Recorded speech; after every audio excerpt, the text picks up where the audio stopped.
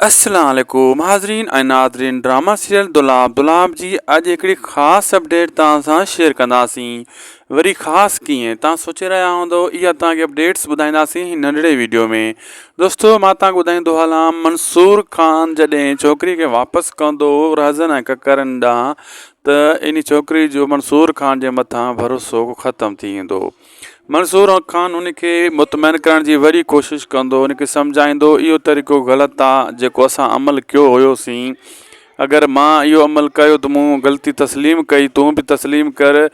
जॾहिं बि मां रिश्तो तुंहिंजो वठंदुसि त तुंहिंजे भाइरनि तुंहिंजे सौटनि खां सरियाम वठंदुसि।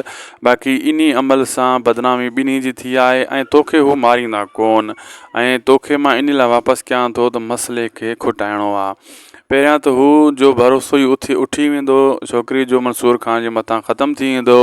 पोइ आहिस्ता आहिस्ता मंसूर खान जी ॻाल्हियूं जो ज़हन खोलींदियूं ऐं हुनखे सम्झ में ॻाल्हि अची वेंदी मंसूर खान जेका ॻाल्हि करे रहियो आहे सही करे रहियो आहे। दुश्मनी जी बाहि खे ख़तमु करिणो आहे।